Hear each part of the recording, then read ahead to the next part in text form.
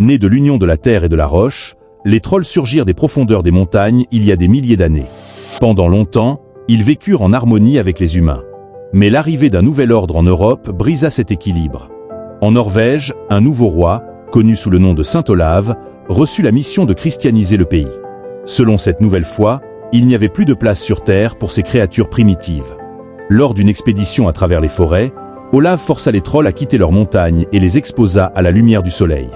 Au contact du jour, ils furent changés en pierre et effacés du monde.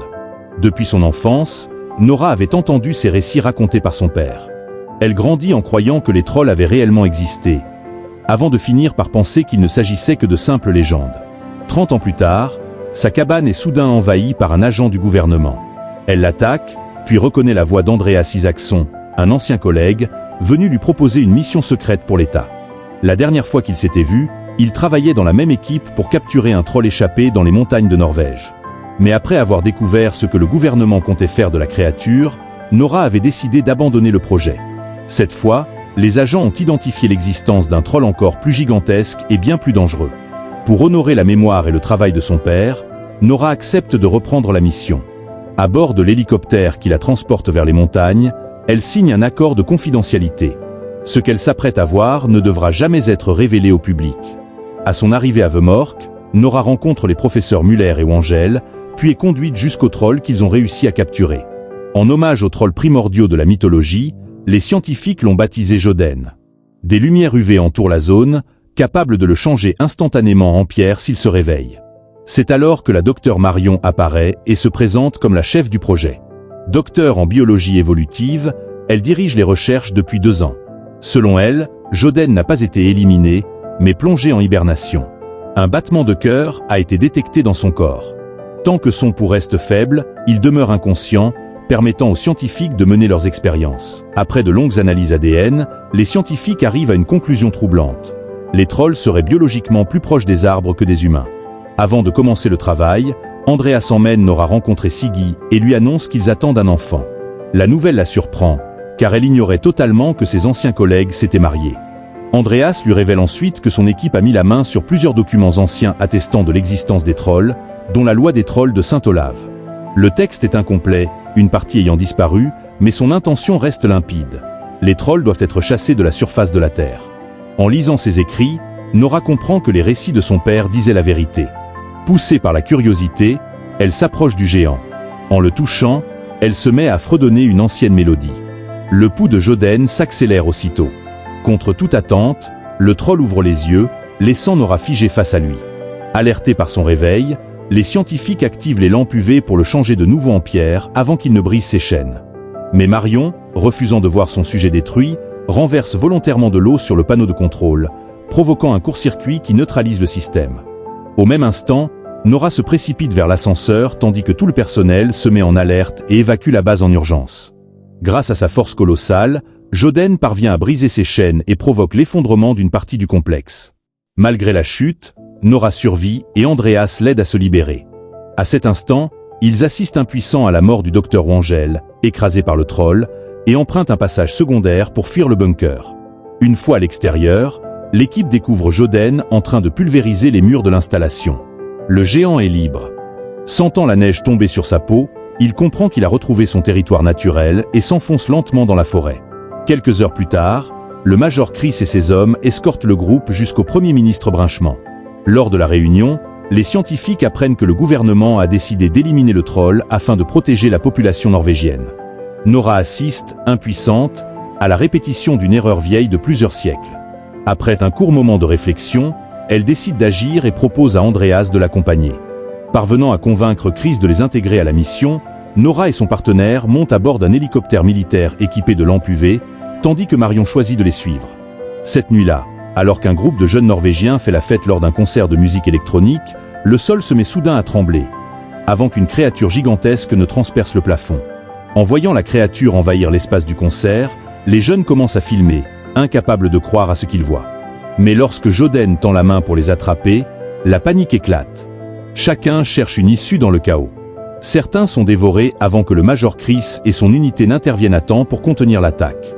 S'approchant avec son appareil, Chris active toutes les lumières UV pour tenter de pétrifier le troll. Contre toute attente, Joden résiste et riposte violemment. L'aéronef est gravement endommagé. Comprenant que tout est perdu, Amir contacte son ami et lui confie que ce fut un honneur de servir à ses côtés.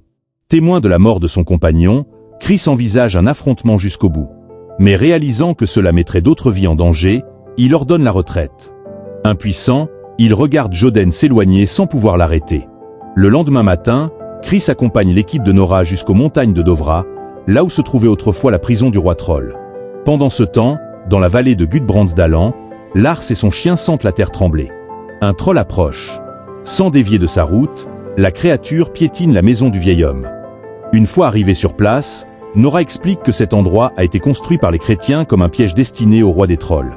Pour l'attirer, les hommes capturèrent son jeune fils et l'utilisèrent comme appât.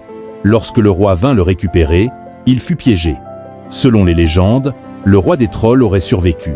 3 ans plus tard, il serait parvenu à s'échapper, sans jamais retrouver son fils. Nora précise que nul ne sait si cette histoire est vraie, car les ossements du prince n'ont jamais été découverts. Alors qu'ils observent une falaise, une partie de la paroi rocheuse s'anime soudain. Le groupe comprend que le prince s'est caché là pendant toutes ces années. En s'approchant, Nora réalise qu'elle fait face au fils du roi de la montagne et tente de lui montrer qu'elle ne représente aucune menace. En quelques instants, elle gagne sa confiance et lui chante la même mélodie qui avait réveillé Joden. Après lui avoir présenté ses compagnons, Nora lui demande de l'aider à communiquer avec Joden et utilise une fusée éclairante pour attirer son attention. Apercevant la lumière, Joden accourt, prêt à attaquer l'humaine. Mais soudain, le prince surgit et se place devant elle. Joden frappe violemment la glace, fissurant la surface. Nora comprend alors qu'ils sont en danger. Elle tente de fuir, mais reste figée en voyant son ami sombrer dans le lac gelé. Après avoir écarté le prince, Joden se dirige vers les humains qui ont tenté de le transformer en pierre la veille. Grâce à l'intervention de Chris, les scientifiques parviennent à se relever et rejoignent l'hélicoptère in extremis. Au moment du décollage, l'hélicoptère manque d'être abattu. Joden attaque, mais son coup échoue. Nora, bouleversée, se sent responsable de ce qui est arrivé au prince. Quelques heures plus tard, Chris décide de faire une halte pour ravitailler l'appareil. Pendant ce temps, les scientifiques tentent de comprendre le comportement de Joden. En analysant ses empreintes, Marion conclut qu'il suit un itinéraire précis, semblable à un pèlerinage vers le nord du pays. Nora commence alors à soupçonner une destination bien précise, Trondheim, autrefois appelé Nidaro. Dans les récits de son père, Nora se souvient que le roi Olav fut le principal responsable de la destruction des trolls, et qu'à cette époque, Nidaro était la capitale de la Norvège. En recoupant ces éléments, elle comprend enfin les véritables intentions de Joden. Il ne fuit pas, il cherche à se venger. Si personne ne l'arrête, tous les habitants du Nord paieront pour les crimes de leurs ancêtres. Le groupe se rend alors à Trondheim pour rencontrer Esther. Celle-ci accepte de les accompagner jusqu'à la cathédrale de Nidaro, édifiée entre 1070 et 1300. Selon elle, ce lieu, au cœur du pays, fut longtemps le symbole du pouvoir absolu de l'Église sur la Norvège. Sans connaître précisément la raison de leur venue, Esther aide Nora et ses compagnons à localiser la tombe de Saint Olav, dont le corps repose à l'intérieur de la cathédrale. Connaissant les lieux comme sa poche, Esther guide le groupe à travers les catacombes afin d'explorer le site. Elle leur explique que, pendant des années, de nombreuses personnes ont perdu la raison en fouillant cet endroit sans jamais rien découvrir. La tâche qui les attend s'annonce immense. Pourtant, après quelques minutes de recherche, ils tombent sur une chambre qu'Esther et d'autres avaient toujours pensé être la tombe du roi, sans jamais parvenir à franchir le mur qui la scellait. En observant les fresques, Andreas remarque une pierre décellée et la retire, provoquant la stupeur d'Esther. Elle affirme alors que ces cavités symbolisent les blessures infligées à Olaf par Thorhild lors d'un combat féroce. En voyant ces marques, Nora y insère une torche en bois et comprend le mécanisme secret permettant d'actionner le mur. Avec l'aide d'Andreas, elle fait pivoter la lourde porte de pierre et ouvre enfin le passage menant au tombeau. Lorsque le couvercle est retiré, le doute n'est plus permis. Ils se tiennent bien devant le corps de l'ancien roi. Émue, Esther le contemple pour la première fois après tant d'années de recherche. Son regard s'attarde sur Basing, l'épée enterrée avec le souverain. Malgré les siècles, la lame est intacte. Chris explique alors qu'elle est forgée en argent, un métal peu efficace pour le combat, mais qui ne rouille jamais et conserve son éclat. En fouillant les poches du roi, Nora met la main sur la partie manquante du document contenant la loi des trolls. Andreas appelle aussitôt sa femme pour lui annoncer la découverte. Grâce à l'aide de Siggy, la page est scannée, permettant enfin de lire le texte dans son intégralité. À cet instant, les scientifiques comprennent que leur interprétation était fausse. Contrairement à ce qu'ils pensaient, Olaf n'avait jamais ordonné l'expulsion des trolls. Durant son règne, il avait au contraire décrété qu'ils devaient rester sur ces terres. Pour réparer les injustices commises contre eux, le roi leur avait même cédé la région de Jotunheimen afin qu'ils puissent y vivre librement. En découvrant cette vérité, Nora réalise alors qu'Olaf a été éliminé par l'Église elle-même. Les chefs religieux de l'époque voulaient éradiquer les trolls, et pour y parvenir, ils devaient d'abord faire disparaître le roi et ses lois. Elle comprend aussi que Jotun ne cherche pas à se venger d'Olaf, mais de tout un peuple qui a trahi son souverain.